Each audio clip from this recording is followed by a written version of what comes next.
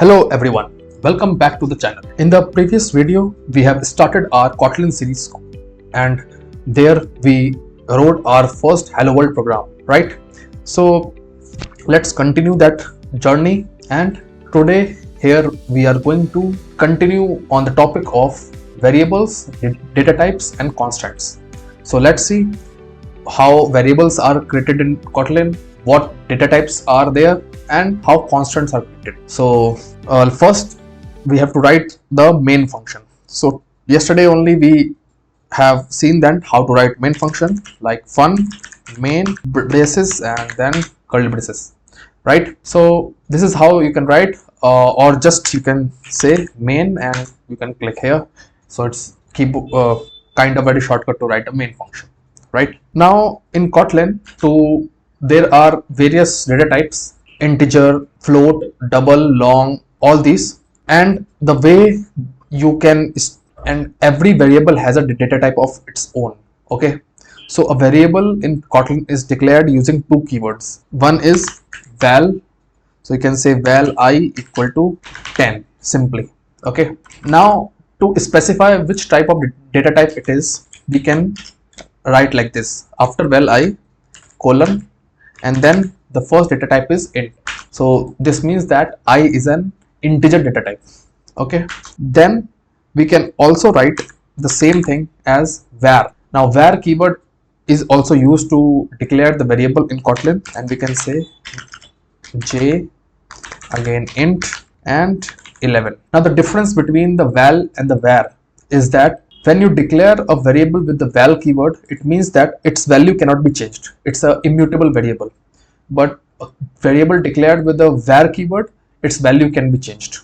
So this is the main and fundamental difference. So it depends whether you want to mutate that variable or you don't want to mutate that variable. Okay, and unlike the languages like C, C++ and Java, where data type is declared first and variable name afterwards, here the things are completely different. In fact, you will see that in most of the modern programming languages, this is the syntax that is being followed.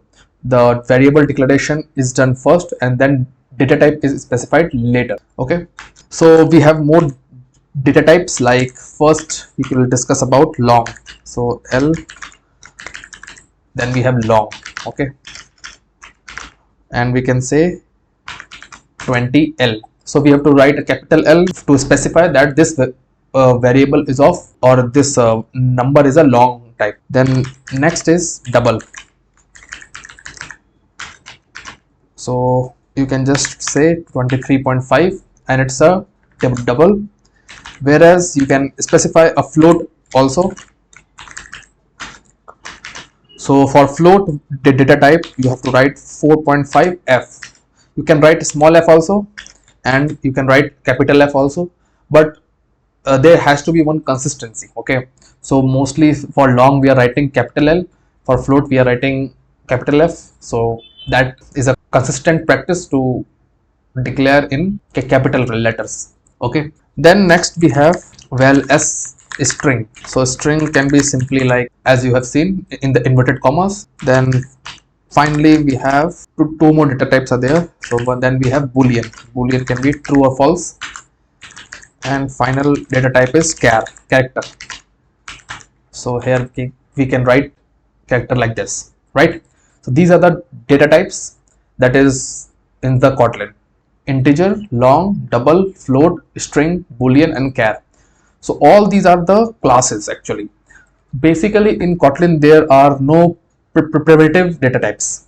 Okay, everything in Kotlin is an object. So this is the one thing that you must know, especially those who are coming from the Java background. In Java there exist the two types of data types. One is primitive data types and one is reference data type. Here only reference data type exists.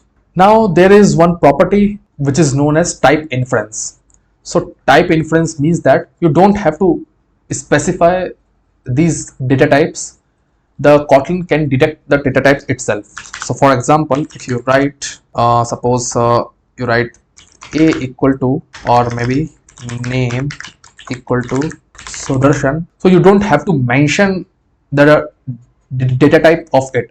If you are mentioning the value of the variable, then you don't have to mention its data type. Okay, why? Because Kotlin itself infers the data type itself. Okay, so if you put the mouse here, you will see that it is showing val name equal to val name is a string data type, right? So it has automatically inferred all these data types. If you want to define integer, then you can say num equal to 70. So here it will automatically detect. Also for long also it can detect num1 equal to, or let's keep a good long num equal to 300L. So the data type is inferred as long. So these are the this is how variables are declared, and this is how data types are declared. Now one more thing, when you are using these reference types, so you cannot assign the value as null. Okay, so null is a special value which indicates that there is no value. So if means that if there is no value, if a reference is not pointing to anything, basically that is what it means, then it means that its value is null, right? But these all the classes are non-nullable, that you have to keep in mind. So if you do like this, suppose p, and if you say int equal to null, okay, so it will throw you the compilation error will come, the code will not compile. So Kotlin has a, in the Kotlin type system, these all the types are non-nullable data types. Non-nullable data types. So there is something known as nullable data types. Nullable data types.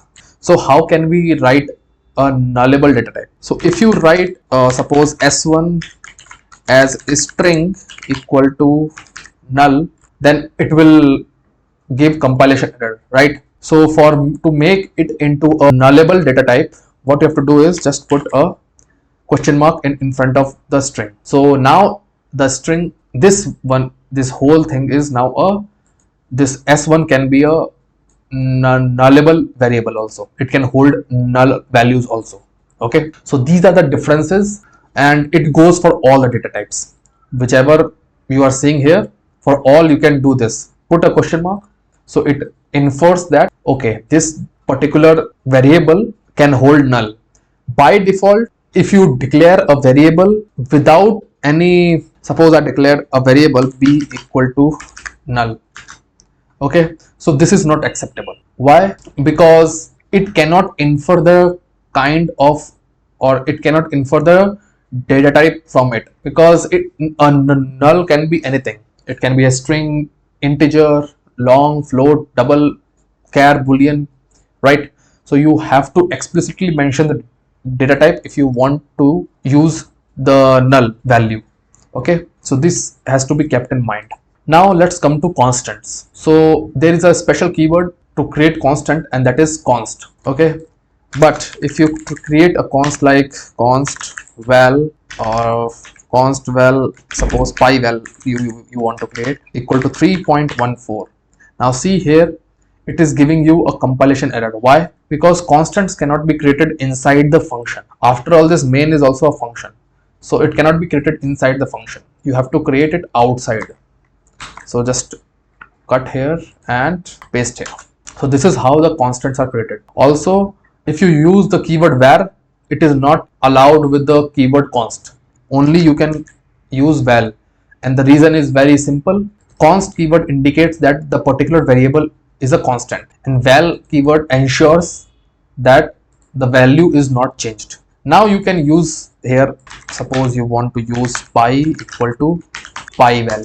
Okay, so yeah, it is perfectly fine. So this is how you can use the constant inside the function, but you have to declare the constant outside the function on the top level. Okay, so these are some of the rules that you have to take care of. So I hope you have got an idea about how to declare variables and what are the data types in the Kotlin, non-nullable data types and nullable data types, and how to declare and use the constants, right? In the further video, it will be more clear as we deep dive more into more advanced topics, so that like functions or arrays or classes and objects, and when we do that, then more frequently these things will be used. So you will get more better idea about how to use them and all these about, right? These are very simple things, so you should just go through it once and get a picture of it. So that's all for this video. Please subscribe to the channel if you are new here, and if you like the content, please press the like button also. I'll see you in the next one. Till then, bye bye.